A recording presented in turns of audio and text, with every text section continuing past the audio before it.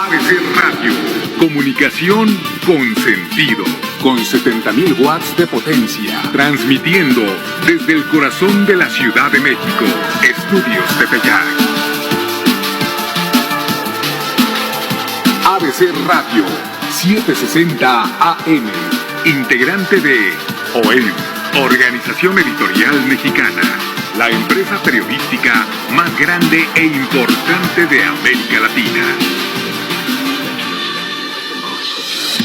Este programa es clasificación A, contenido dirigido a todo público.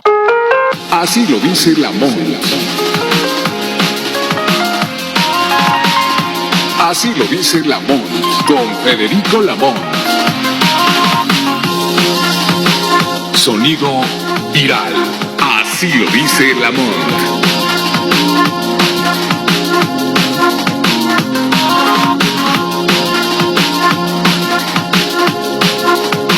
Son exactamente las 9 de la mañana con 2 minutos. Les saludamos con mucho afecto, amigas y amigos de la audiencia. 55 18 77 60. Y esta mañana someto a la consideración de la audiencia una pregunta sencilla. El expresidente Enrique Peña Nieto, quien juró el 1 de diciembre de 2012 al frente de los destinos de este país como 84 mandatario de México, ¿debe ir a prisión o no? Esa es una pregunta. Tiene también un sentido, doble sentido, porque hoy sus colaboradores se presentan como víctimas de un acoso político. Ellos así lo determinan, del empresario Encira y el director de Pemex, Lozoya Austin, pero el Ejecutivo Federal les respondió en la mañana, en su conferencia matutina, que pues ellos tendrán que dirimir diferencias no con el Ejecutivo Federal, sino con la ley, y en este caso la Fiscalía General de la República, que en la perspectiva del presidente López Obrador es autónoma. Y por ello el Senado de la República votó por un fiscal el año pasado, cuando inició prácticamente funciones la 64 legislatura. Así que el tema de Lozoya Austin y Encira se va a dirimir en los tribunales y ellos deberán apegarse a un abogado con amplia experiencia, como es Javier Cuello Trejo, quien defiende a Lozoya Austin desde que éste dejó la titularidad de Pemex y cuando demandó a Santiago Nieto.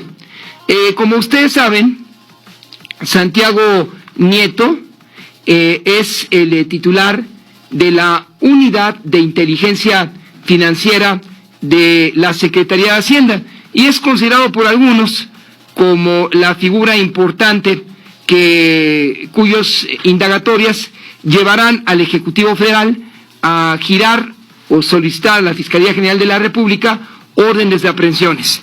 Cuando el reloj marca las 9:03, vamos a la entrevista con Santiago Nieto, el director de la Unidad de Inteligencia Financiera de la Secretaría de Hacienda, en exclusiva con ABC Radio 760. Estamos enlazados con ABC Radio 760 del Cuadrante. Doctor, primero, ¿cree que instrumentos como extinción de dominio y la ley de transparencia de austeridad republicana puedan coadyuvar desde el legislativo a la labor de esta unidad? Sí, por supuesto, creo que hay dos temas fundamentales. Primero, la reforma constitucional en materia de extinción de dominio va a permitir cumplir con una de las obligaciones del Grupo de Acción Financiera Internacional, que nos obliga a tener un mayor número de decomisos de bienes e instrumentos del delito. Creo que será un primer paso. El segundo paso está relacionado con el hecho de que hoy se discute en la Cámara de Diputados, particularmente la ley de instituciones de crédito, y en la Cámara de Senadores una iniciativa de reformas a la Ley Federal de Prevención e Identificación de Operaciones con Recursos de Procedencia Ilícita, que en su conjunto podrían apoyar no solamente a cumplir con las recomendaciones de Gafi, sino a tener un esquema mucho más eficaz de combate al lavado de dinero y a la corrupción. Para que su unidad triunfe ante un mal fallo en el Poder Judicial en los diferentes casos que se litigian, ¿qué se requiere? Bueno, creemos que es importante esta reforma a la Ley de Instituciones de Crédito para efecto de que se establezca un procedimiento a nivel legal, que es lo que la Suprema Corte de Justicia ha reclamado como inconstitucional en el procedimiento de bloqueo de cuentas, y con ello generar evidentemente un proceso que permita a los ciudadanos contar con una garantía de audiencia y un procedimiento en el ámbito administrativo, pero que permita a la Unidad de Inteligencia Financiera mantener el congelamiento de las cuentas, no solamente cuando exista, como en este momento lo es, una solicitud de carácter internacional. Creemos que es importante que también en procedimientos de carácter nacional se puedan mantener los bloqueos de cuentas en todos los casos relacionados con lavado de dinero, lo cual va desde temas de corrupción a robo de hidrocarburos, de temas vinculados con trata y tráfico de migrantes, hasta asuntos relacionados con las empresas fachado-factureras. Paradójicamente usted abrió el caso Odebrecht en la FEPADE y ahora lo sigue en la unidad. Y me tocó presentar ya 4 denuncias sobre el caso. Confiamos en la actuación de la Fiscalía General de la República en todo lo que está desarrollando para efecto de lograr que impere el Estado de Derecho. ¿Cómo es la relación con el GAFI? Es una relación estrecha. Hemos tenido un alto contacto con varias de las agencias norteamericanas y las agencias multilaterales, multinacionales, como es el Grupo de Acción Financiera. En este momento México forma parte del GAFI. Tenemos una representante en el Steering Group, el grupo más importante de discusión dentro de GAFI, y seguiremos nosotros trabajando para efecto de poder dar el informe por parte del Estado mexicano ante GAFI del cumplimiento de las 40 recomendaciones y que nos permita una recalificación positiva para el 2020. ¿No le tiembla la mano al tomar decisiones como estas? No. ¿No tiembla la mano al fiscal, o titular, mejor dicho, de la Unidad de Inteligencia Financiera?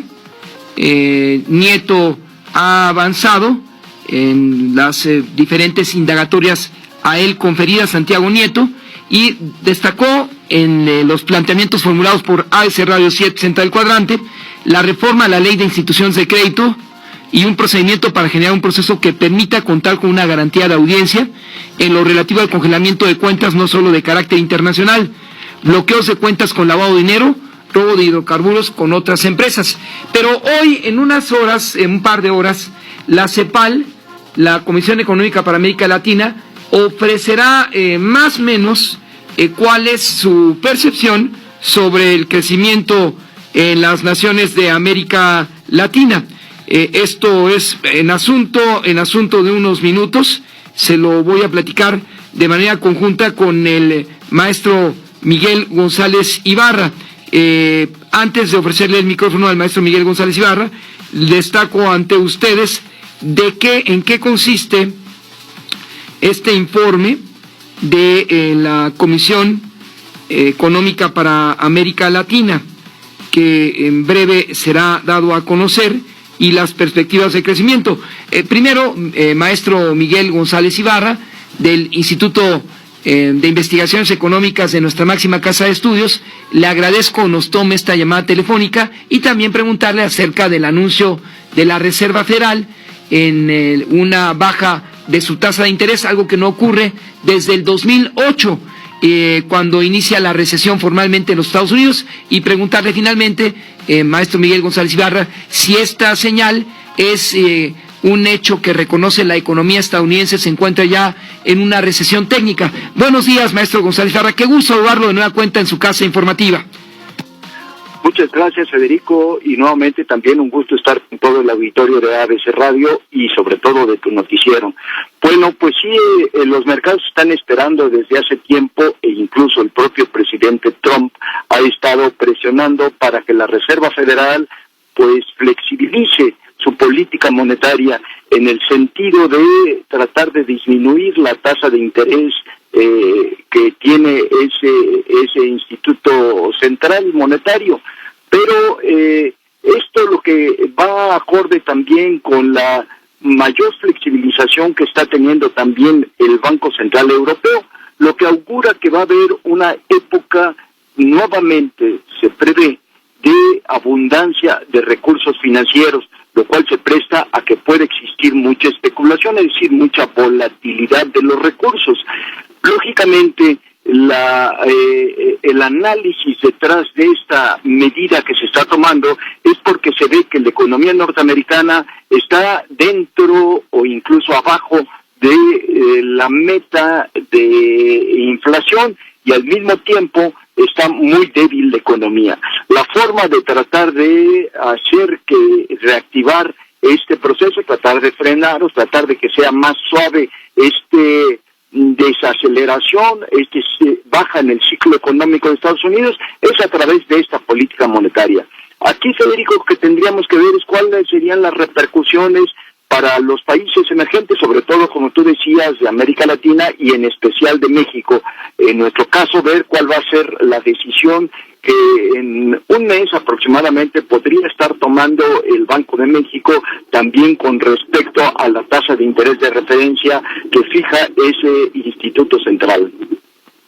En relación a este último tema, maestro Miguel González Ibarra, ¿cómo se refleja en la economía de las clases medias emergentes o los jóvenes, los yuppies, algunos denominan así, que emplean tarjetas de crédito como sustento para pagar desde una renta, crear una expectativa hipotecaria para acceder a un bien inmueble, entre otras cosas?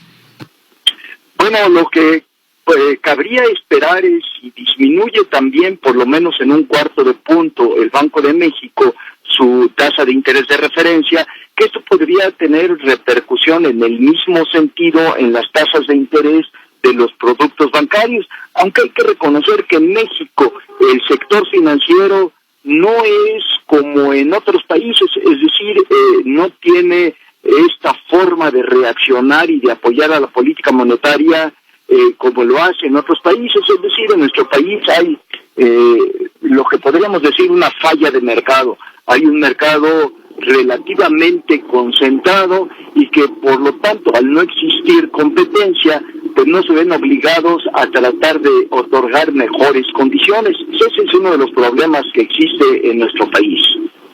Maestro Miguel González Ibarra, finalmente, ¿algún análisis de prospectiva anticipa usted o no al informe que presentará la mexicana secretaria general de la CEPAL con sede en Chile respecto a perspectivas de crecimiento económico de los países de la región?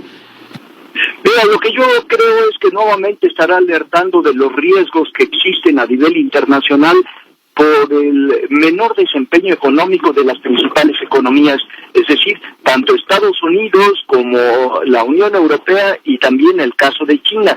Y esto, lógicamente, pues repercute en el comercio exterior y en las actividades directamente de los países latinoamericanos, incluso en nuestro caso, si Estados Unidos tiene una fuerte desaceleración, o aunque sea leve, pues se va a reflejar en nuestras exportaciones y por supuesto en la producción que tenemos. Es decir, hay que tener políticas prudentes, que es lo que nos va a decir la secretaria de la CEPAL, que incluso también, Federico, había que tomar en cuenta y darle seguimiento a la misión del Fondo Monetario Internacional, que de acuerdo con el artículo 4 de la Carta Constitutiva de ese organismo internacional, tiene que realizar supervisiones periódicas sobre el comportamiento de la economía, y en este caso pues, le ha tocado a la economía mexicana. La misión ya se encuentra aquí, y uno de los puntos esenciales de esta misión es tratar de ver cómo se vería afectada la economía mexicana ante este escenario menos favorable de carácter internacional, pero también cómo se vería reflejada en la economía del país, en las finanzas públicas, los apoyos que se están diciendo que se otorgarían a Pemex. Todo esto, pues, ante la idea de que con un menor desempeño económico como el que estamos teniendo ahorita, pues se reflejará en la recaudación, y si se están comprometiendo recursos crecientes para apoyar a Pemex, pues la duda es si las finanzas públicas podrán ser sostenibles, y esto de ser sostenibles es que no tengamos que incurrir en un incremento del endeudamiento en su concepción más amplia, y que podría estar presionando a una baja en la calificación crediticia, tanto de Pemex como de la deuda soberana. Pues este es el otro tema que hay que estar pendientes y que te sugiero darle seguimiento, Federico. Muchas gracias, maestro Miguel González Ibarra, por esta intervención desde el Instituto de Investigaciones Económicas de la UNAM. Buenos días para usted, maestro Miguel González Ibarra, editor económico de este servicio informativo. Muchas gracias, Federico. Hasta luego. Con 15. Así lo dice Lamont, con Federico Lamont. El Fondo Nacional para la Cultura y las Artes convoca al Premio Nacional de Artes y Literatura 2019. Instituciones y agrupaciones especializadas en arte, cultura, tradiciones, historia, filosofía o ciencias sociales podrán postular candidatas y candidatos hasta el 9 de agosto. Más información en foncaenlinea.cultura.gov.mx. Secretaría de Cultura. Gobierno de México. Este programa es público, ajeno a cualquier partido político. Queda prohibido el uso para fines distintos a los establecidos en el programa. PRD. El PRD está de regreso para seguir junto a la gente y mejorar tu vida como lo hemos hecho desde hace más de 3 décadas. Estamos afiliando con nuevas tecnologías. A lo largo y ancho del país, iniciamos una campaña de afiliación para que sigamos construyendo un México más grande y más seguro para ti y para los tuyos. Acércate al PRD de tu localidad. PRD, cambiando para ser mejores. En las zonas más vulnerables de nuestro país, los niños necesitan mucho más que aprender a leer y escribir. Necesitan héroes, y tú puedes ser uno de ellos. Inscríbete en el CONAFE como líder para la educación comunitaria. Si tienes 16 años o más y concluiste la secundaria, sé parte de la nueva escuela mexicana. Regístrate en gov.mx/CONAFE. Gobierno de México. Este programa es público, ajeno a cualquier partido político. Queda prohibido el uso para fines distintos a los establecidos en el programa.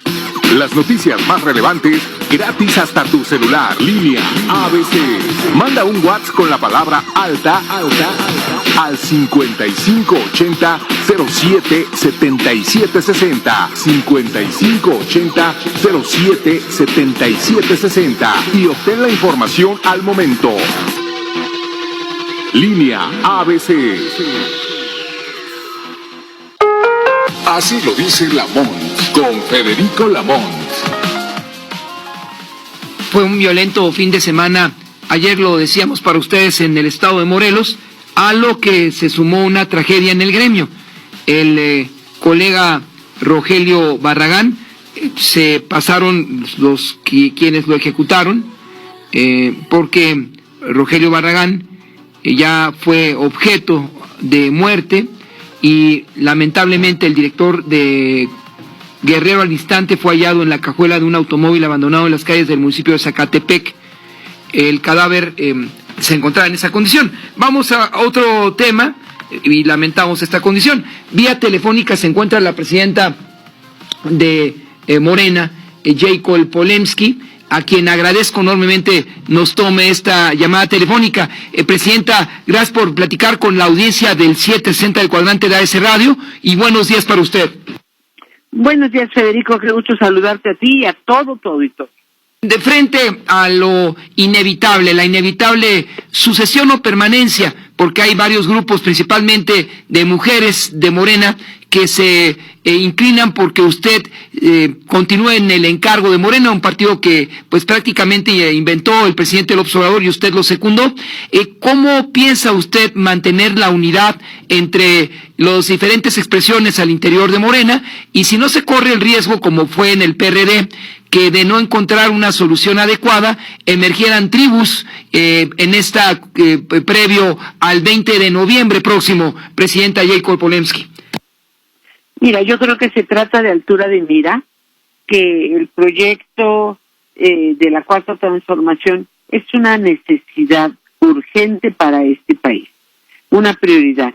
Y el partido tiene que impulsar con todo esa Cuarta Transformación, el proyecto que efectivamente, como tú bien dices, el partido que creó el presidente de la República, ¿no? Eso es un tema importantísimo. Pero aquí lo que necesitamos es realmente hacer lo mejor, ¿no? Lo más adecuado. ¿A qué me refiero? Y lo que tenemos que hacer en este momento es que tenemos que trabajar para construir el partido que necesita México en este momento. Nosotros iniciamos, construimos, trabajamos para crear un partido que inició por ser un partido pequeño, un partido de oposición, pero hoy tenemos que hacer los ajustes, las adecuaciones, porque estamos en una situación totalmente distinta. Somos el partido más grande de México, el más importante, pero además somos el partido en el poder y tenemos que dar un ejemplo de altura. No podemos caer en ese tipo de cosas que son lo que acabaron con el propio PRD. Eso sería una tontería. Y yo he trabajado mucho para que esto no se dé, ¿no? O sea, nadie puede decir Jacob tiene un grupo o Jacob ha creado un grupo estando en la... No, yo eso todo lo he evitado. He demostrado que he trabajado por el partido y por el proyecto, no por una persona o algo. Yo soy martiana, total y absolutamente. José Martí para mí es una luz y una guía. Y José Martí decía que el verdadero hombre, en ese entonces se usaba solamente el término hombre, decía, no busca de qué lado se está mejor, sino de qué lado está el deber.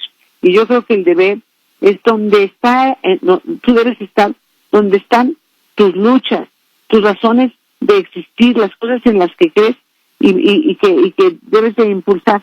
Entonces, ¿qué tenemos que hacer? Abrir el diálogo, por supuesto, a todos, escuchar las propuestas, los comentarios, las sugerencias también de todos, y también explicar y aclarar que somos un partido. Ese partido en el poder no somos, es que parecería que para muchos no se han dado cuenta que ya no somos oposición, que ya ganamos la presidencia, hemos ganado las mayorías en los congresos, la mayor parte de los congresos, ya tenemos, en todos los 5 años tenemos 7 gubernaturas. Entonces, creo que vamos muy bien como partido, que tenemos que ir haciendo ajustes, sí, somos un partido muy, muy joven, muy nuevo, eso es algo obvio, eso es algo lógico, y yo creo que también se tiene que ver realmente el perfil de las personas que puedan dar los resultados que el partido requiere, ¿no? Otros partidos pues no cumplieron con lo que es las expectativas que tenía la población y nosotros tenemos una expectativa altísima. Hay que recordar que el partido tiene pues aproximadamente 2 millones de militantes, pero que los votos que llevaron al presidente de la República a la presidencia pues fueron más de 30, o sea, quiere decir que mucho más de los militantes que tenemos son los simpatizantes y estamos obligados a respaldarlos, estamos obligados a no quedarles mal, a cumplir esas grandes expectativas. Entonces creo que cuando hay altura de miras no se puede caer en el debate o en la discusión sin sentido, sin razón, sino que hay que ir en los temas y las leyes que realmente merece este gran movimiento. ¿Cómo evitar, Presidenta Jacob Polensky, en este momento cuando son visibles 2 candidaturas reales, porque las demás son producto de el cabildeo en los medios? Me refiero, o 3, usted misma, Berta Luján o Mario Delgado. En algunos casos, ya al interior de Morena se dice, pues ya él es que es muy amiga del presidente, es que estuvo cerca de él en otro momento, y es que el otro es amigo del canciller. ¿Eso no sería hablar en la terminología del PRI, Presidenta Jacob Polensky? Mira, por supuesto que ese tipo de cosas no son lo que puede definir una elección, ¿no? Para nosotros todos son importantes, todos son trascendentes, nuestros funcionarios públicos son muy importantes, nuestros diputados, todos son importantes. Pero cada quien tiene que ver cuál es la tarea que está llamado a realizar. La ser diputado pues no es algo muy importante y trascendente, y más si eres el coordinador, ¿no? Y ahí hay tareas que hacer, que el propio presidente de la República ha planteado, porque están todas las reformas de por medio, ¿no? No sé qué es lo que hace que de repente, yo recuerdo por ejemplo en Mario el mucho interés que tenía de formar parte de las encuestas y de poder estar y contribuir, para poder ser diputado. Entonces no puede ser que llegues y entonces ya te deje de importar ser diputado o lo menosprecies y entonces ya se esté viendo el siguiente cargo, ¿no? Estas son cosas que a mí me cuestan mucho trabajo, de muchos. No terminan de cumplir un cargo y ya están pensando en el otro. Eso es algo que no ve bien la gente. Eso es algo que la gente no le gusta que se anden de brinco de santo en santo, de brinco en brinco, ¿no? Entonces yo no sé quién le haya pues no sé, calentado o cantado al oído a Mario, pero yo creo que Mario pues tiene un trabajo importante que hacer y que pues es el momento, pero claro, aquí está abierto que todo el que quiera puede participar, adelante, pero también creo que algo que va a valer la pena es las cartas de cada quien, y en eso quiero decir cuáles son los resultados que hemos obtenido en los papeles, en los trabajos que hemos desarrollado, y con qué cartas llegamos para convencer y para ofrecerle a los votantes dentro del propio partido. Yo, como tú sabes, vengo del sector empresarial. Soy la única mujer que ha sido presidenta de un organismo cúpula a nivel nacional. Y cuando yo era candidata para la presidencia, todo el mundo decía, pero ¿cómo se te ocurre ser candidata de un partido en el que la mayoría son hombres? O sea, no ni en ese entonces, pues a lo mejor no era ni apenas el 10% eran de mujeres. Y yo decía, yo tengo más trabajo. Yo tengo un trabajo que he hecho. He recorrido el país, conozco el sector empresarial, me conocen, he luchado. Y bueno, tuve 2 adversarios que eran empresarios muy importantes, empresas inclusive mayores que mi empresa. Y sin embargo gané en forma contundente. Y cuando fui cuando me registré para ser secretaria de Morena, bueno, yo no pensaba en ser secretaria, ni siquiera participar, la verdad.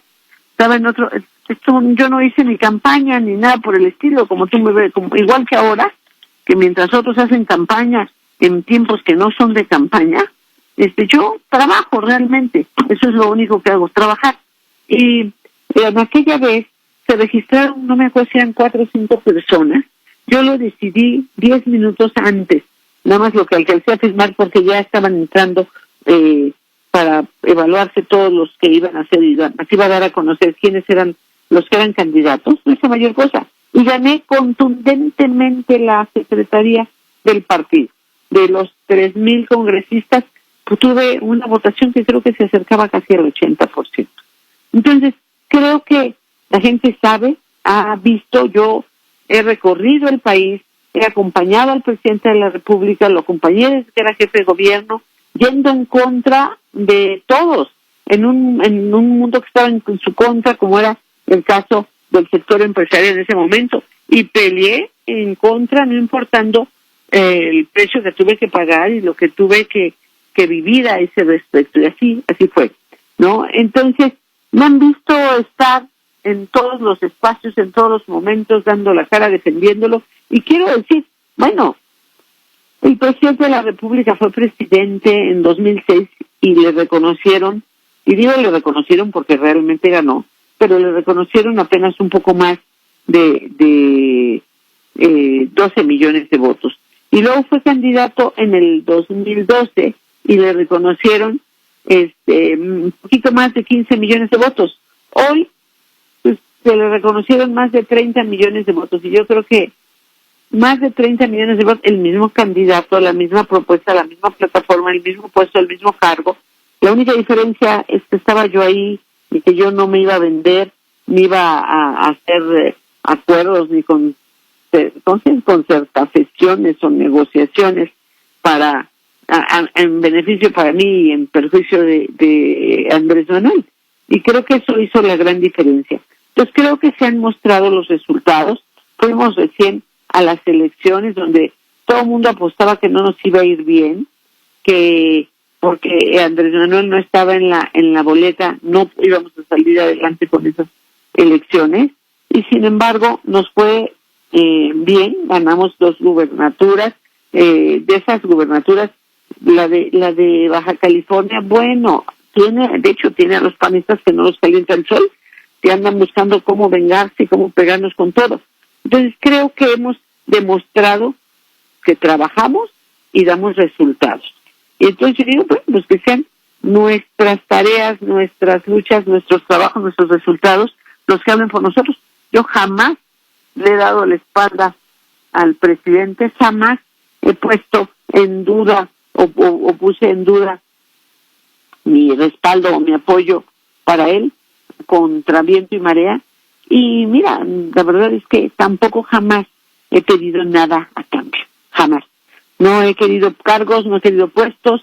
Cuando vino la época de las posibilidades, primero del Senado y luego del gabinete, yo decidí mantenerme en la Secretaría porque no quería arriesgar que volvieran a vender el triunfo del presidente de la República, del hoy presidente de la República. Entonces creo que ahí están los hechos. En mi caso no es mi proyecto personal, no es mis intereses de puestos y cargos, es el proyecto en el que creo, es el proyecto del presidente de la República y al que decidí apoyar y por el cual yo decidí dejar al sector empresarial, en el cual llevaba una carrera que pues era muy muy importante, muy trascendente, porque me vinieron a entrevistar a nivel internacional porque dicen que el techo de cristal en donde más fuerte es para las mujeres es en el sector empresarial, y yo fui, pues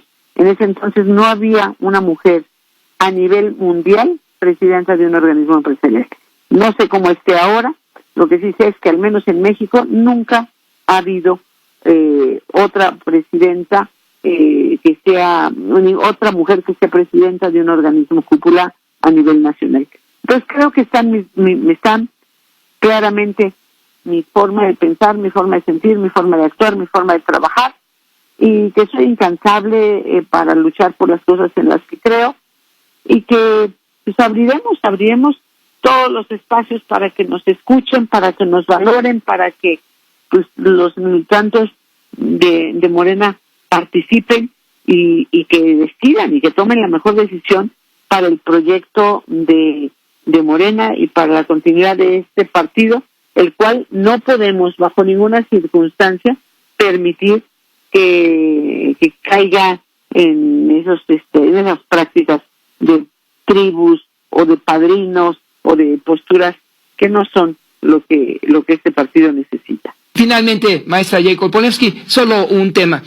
Como usted sabe, la Fiscalía General de la República anunció que se encuentra, después de que la Unidad de Inteligencia Financiera entregara información, en proceso de comparecer ante el Ministerio Público y posteriormente un juez deliberará la exdirigente nacional del PRD, Rosario Robles Berlanga, que señal envía para las izquierdas en México que la expresidenta del PRD se encuentre en esa condición. Y solo para definirle a la audiencia los tiempos de la convocatoria, cuándo se lanzará la convocatoria para renovar el Comité Ejecutivo Nacional y cuándo son las elecciones que culminan con la toma de protesta del líder, del actual líder u otro caso el 20 de noviembre. Bueno, efectivamente, tú ya lo dijiste, la elección será el 20 de noviembre. La elección para el nuevo Comité Ejecutivo Nacional. No solo se va a elegir la presidencia, sino todo el Comité Ejecutivo Nacional. Antes de eso, iremos a asambleas selectivas, en asambleas distritales, en los 300 distritos electorales, en donde se elegirán 5 mujeres y 5 hombres en cada distrito, quienes se convierten en el Congreso del partido, ¿no? Eso es lo que vamos a tener. Normalmente en Morena ni siquiera está previsto en los estatutos el tema de las candidaturas. No fue así, por eso te decía que yo a fin de cuentas me registré pues con menos de 10 minutos antes de que se cerrara el periodo para la elección, estando ahí en el lugar donde se hace el Congreso. Y bueno, pues hoy no tendría por qué ser así. yo estoy absolutamente en contra en que se haga un esquema de candidaturas desgastantes, insultantes, como ha sucedido penosamente en el PRI, y por eso digo que nosotros tenemos que tener una forma distinta. Estamos trabajando para definir cuáles van a ser la forma en la que se tienen que llevar a cabo esta elección, que no puede ser, tiene que ser una forma que enriquezca el partido y no que lo denigre, ¿no? Esa es la forma que para nosotros es muy importante trabajar. Entonces, hay tiempo, ahorita no es periodo de campaña, la verdad es que está muy mal que compañeros nuestros anden haciendo pues campañas ni simuladas, ni ocultas, ni abiertas, porque no es periodo de campaña, y eso habla pues de estar haciendo algo que no es correcto, que no es parte de un partido que realmente presume de ser diferente. Entonces, bueno, ya tienes la fecha, y en breve, cuando tengamos ya las definiciones que le corresponde al Comité Ejecutivo Nacional de Morena, de acuerdo a sus estatutos, definir, que las estaremos dando a conocer. Todos los que se adelanten y quieran decir que las cosas van a ser de una manera u otra, bueno, yo les voy a decir que se equivocan. No se va a hacer nada que no sea apegado estrictamente al estatuto, porque nosotros vamos a poner por alto la legalidad y el apego al estatuto y a la ley de partidos. No vamos a faltar nunca a ello, así que en esa base nos movemos. En cuanto a creo que hay un citatorio, la verdad no es un tema que conozco. Lo que sí creo es que todo se debe transparentar. Como el presidente de la República dice, que todo sea por el derecho, ¿no? En base al derecho, en base a la justicia, y que, se esclarezca todo lo que haya que esclarecer. Y eso yo creo que va más allá de izquierdas o derechas, porque tristemente pues se ha visto que tanto en un lado como en el otro pues hay fallas, hay debilidades y hay faltas a la legalidad y a la justicia, y ojalá que eso cambie. Yo cuando, pues por años, y quiero decir que hasta hace muy poco, siempre pues a lo mejor idealicé a la izquierda, entonces siempre pensaba que ahí estaban los luchadores, los revolucionarios, los que creen en la justicia, los que todo lo hacían bien, y ha sido muy doloroso para mí encontrarme con que la realidad ha sido otra. Ojalá que se vuelvan a retomar, y por eso en Morena luchamos tanto por los principios, por los valores que hay que rescatar, porque creemos que es importante volver a no perder la esperanza, volver a creer y rescatar el orgullo de ser dignos, el honor de trabajar por los demás, de ser justos y de ser correctos. Y creo que eso es algo que en México nos hace mucha falta, retomar, volver a los principios. Muchas gracias a Jacob Polensky por tomar la entrevista para ABC Radio 760 El Cuadrante. Maestra, muy buenos días para usted y ojalá estas pláticas sean recurrentes. Gracias, Federico. Yo tú sabes que siempre estaré a la disposición para el momento en que tú me llames. Siempre es un gusto hablar contigo y con tu auditorio. Gracias a Jacob Polensky. Son las 9:38. Vamos a un corte, regresamos en 2. El tema de hoy, y mi querida colega Alejandra, su servidor, Vania, Federico, el ingeniero, estamos esperando para que nos diga si el presidente Peña Nieto debe ser procesado por el caso Odebrecht 5518-7760, sea o no procesado. Su opinión es importante, incluso para llevarla a la conferencia de prensa matutina en un planteamiento que ustedes hagan al presidente. Ese es el compromiso cuando haya la oportunidad de formularlo. 5518-7760. Esto es ABC Radio Matutino. Así lo dice Lamont, con Federico Lamont. ¿Tú qué harías si tuvieras el poder? Si tuviera el poder, haría que le dieran las medicinas del cáncer a mi papá. Que no las negaran. Las necesito para su salud, para su cáncer. Se puede morir si no las toma. Si tuviera el poder, haría que me las dieran ya. Siempre has tenido el poder. Acércate a la CNDH y ejércelo. En 2018 gestionamos más de 4,000 atenciones médicas inmediatas. Desde 1990, CNDH, el poder de la gente. El ISSSTE está siempre contigo. Desde que naces te da la mano. Un instituto que se preocupa por tu crecimiento. Te ayuda a fortalecer la salud. Te da respaldo y seguridad en los momentos de apuro. Brindando la atención que necesitas. Además ayuda a incrementar tu patrimonio. Y nunca se separa de ti. Las prestaciones del ISSSTE están contigo siempre. Desde que llegas hasta que te vas. 59 años a tu servicio. ISSSTE.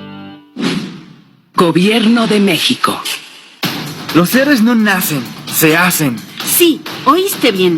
¿Y tú? Puedes ser el héroe de cientos de niñas y niños. Inscríbete en el CONAFE como líder para la educación comunitaria. Si tienes 16 años o más y concluiste la secundaria, sé parte de la nueva escuela mexicana. Regístrate en gov.mx/CONAFE. Gobierno de México. Este programa es público, ajeno a cualquier partido político. Queda prohibido el uso para fines distintos a los establecidos en el programa. ¿Sufre usted angustia, ansiedad, depresión, celos o cualquier otro malestar emocional? Movimiento Buena Voluntad 24 horas de Neuróticos Anónimos. 42 años ofreciendo una solución a los problemas emocionales. Junta Pública de Información. Domingo 4 de agosto a las 11:30 horas en el Teatro Metropolitan. Independencia número 90, Colonia Centro. Informes al 5539, 5551 y 52. Las 24 horas. Entrada libre. abcradio.com.mx abcradio.com.mx Navega, siente, escucha. abcradio.com.mx Así lo dice Lamont, con Federico Lamont. A la fecha, Morena tiene mayoría en el Congreso de la Unión con 259 curules, se enfrenta a 78 del PAN, y eso es lo que hace la diferencia entre una y otro partido político. Ya su presidenta sí lo expuso. Ahora, en temas de la Ciudad de México, 9:42, me indica la colega Vania, que ya se ubica vía telefónica el presidente de la Comisión de Administración y Procuración de Justicia ante el Congreso local. Él es el diputado Eduardo Santillán. Feminicidas serán castigados hasta con 70 años de prisión. Diputado don Eduardo Santillán, le agradezco nos tome esta llamada para el 760 del cuadrante y buenos días para usted. Mi estimado Federico, como siempre es un gran gusto saludarte y tener la oportunidad de platicar contigo. ¿En qué términos se llevaría al Pleno o antes en dictamen, diputado Eduardo Santillán, esta reforma, la propuesta de reforma al Código Penal de la Ciudad de México para aplicar ese castigo ejemplar a los feminicidas? Así es, mira, el día de ayer aprobamos un paquete de reformas al Código Penal en donde se establece, pues efectivamente, que el delito de feminicidio va a ser el más sancionado en la Ciudad de México, con una pena de entre 35 a 70 años de prisión, y creo que esto va a ser un mensaje contundente para que la Ciudad de México sea un santuario para las mujeres, junto con otro paquete importante de reformas. Un santuario para las mujeres es algo que usted planteó cuando fue alcalde en Álvaro Obregón, en esa jurisdicción, y ahora ya como diputado local. ¿Hay disposición entre los integrantes y todos los grupos parlamentarios para secundar esta reforma al Código Penal que ayer se abordó? Así es, el día de ayer ya fue aprobada por el Pleno por unanimidad de todos los grupos parlamentarios. Esa es una buena noticia, de tal manera que el día de hoy o mañana estará pasando a la jefa de gobierno para que ya se proceda a la publicación, y seguramente en los próximos días estará en vigor esta disposición. Este es el mecanismo. Primero la aprueba el Pleno, los 66, entiendo, diputados ante el Congreso de la Ciudad de México. Después se le envía a la jefa de la ciudad y para su posterior publicación en la Gaceta. Correcto, esto estará sucediendo seguramente pues en el transcurso de esta misma semana o principios de la próxima, pero ya prácticamente te puedo decir que es un hecho ya estas nuevas disposiciones en materia penal. Entonces, los beneficios que eran otorgados por el nuevo sistema de justicia penal, ¿qué va a ocurrir con ellos? Es decir, la conversión del régimen inquisitorial al adversarial. ¿Cambia esto? ¿Prevalecerá la presunción de inocencia? ¿Qué va a suceder, diputado? Sí, mira, estamos haciendo una serie de reformas muy importantes, no procedimentales, porque eso corresponde al Congreso de la Unión, pero sí, por ejemplo, estamos estableciendo la figura de la reincidencia en la Ciudad de México, que va a ser un elemento que el juzgador tome en cuenta en el momento de determinar la sanción, así como el otorgamiento no de beneficios o de sustitutivos penales. Y de igual manera, quien cometa un segundo delito grave tendrá una sanción adicional de 2/3 partes por la comisión del segundo delito. Estamos haciendo una revisión en los delitos de robo en motocicleta, robo a celular, robo a cuentaviente, que tendrán una sanción de 2 a 6 años de prisión. En el caso del robo a casa-habitación también se está aumentando la pena. En el caso de extorsión, de 5 a 10 años, y en el caso de despojo, de 6 a 10 años en el despojo agravado. Y pues en el caso de las agresiones a elementos de seguridad ciudadana también tenemos 2 aspectos fundamentales. Uno, en el caso de la ley de cultura cívica, que será una sanción de 20 a 36 horas de trabajo comunitario cuando haya una agresión que no genere una lesión a un elemento de seguridad ciudadana. Si se genera una lesión o un homicidio, la pena aumentará en 1/3, así como de 48 a 360 horas de trabajo comunitario, y esto nos permite derogar el delito de ultrajes a la autoridad, que era un delito sobre todo de un contenido político y que la Corte ya había declarado inconstitucional. De otras iniciativas que la jefa de gobierno ha enviado al primer Congreso de la Ciudad de México, destacan, o me corrige desde luego, presidente de la Comisión de Administración y Procuración de Justicia, don Eduardo Santillán, el castigo con prisión de explotación laboral para adultos mayores en esta ciudad.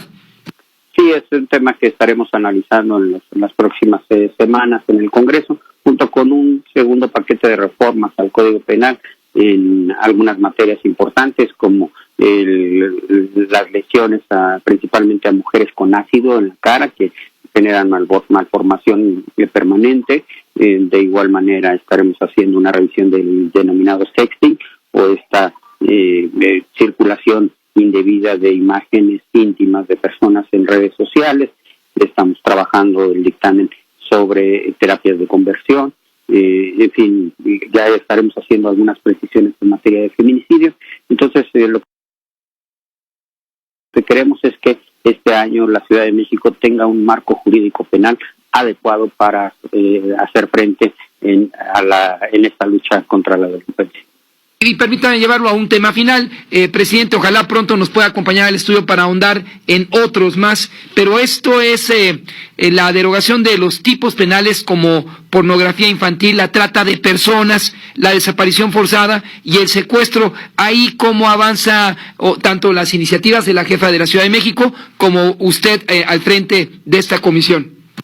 Fíjate que precisamente quisimos dejarlos un poco pendientes para no entrar. El artículo 121 del Código Penal establece como una manera de determinación de la pena la derogación de los tipos penales, de tal manera que no quisimos generar el mínimo resquicio para que pues personas que están purgando penas bajo estos tipos penales pues trataran de establecer amparos para que en el momento en que se deroguen pues pretendieran salir. Entonces quisimos detener un poco ese tema, generar una adecuada sistematización y armonización con las leyes generales que ya existen sobre la materia, para garantizar que el día de hoy se aplican las leyes generales en materia de desaparición forzada de personas o de trata de personas, pero no quisimos generar un vacío de interpretación que pudiera generar un conflicto en su aplicación.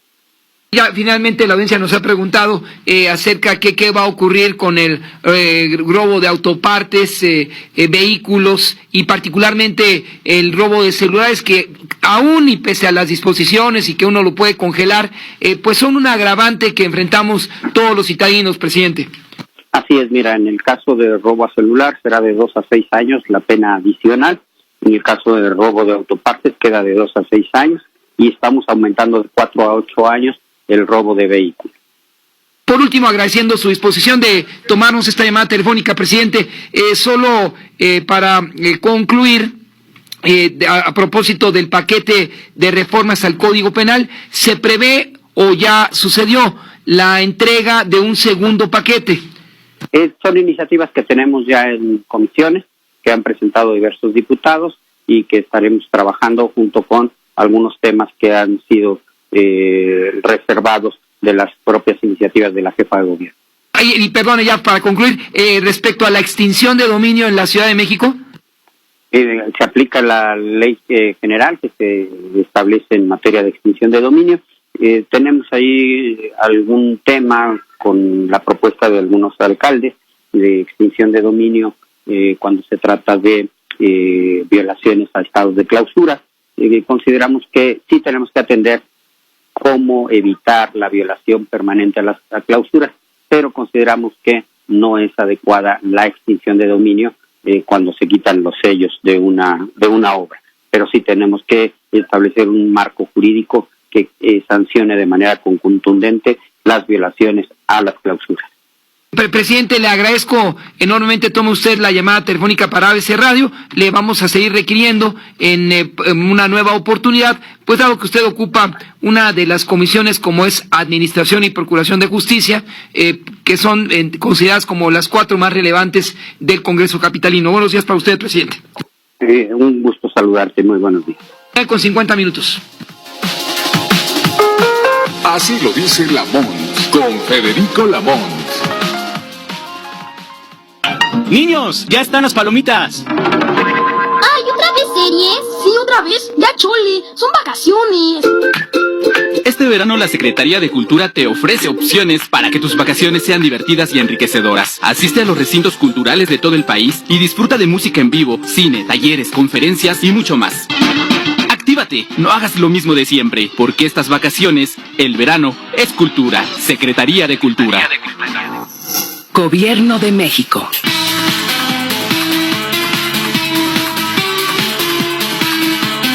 Grupo ABC Radio, 24 estaciones. Todo el país.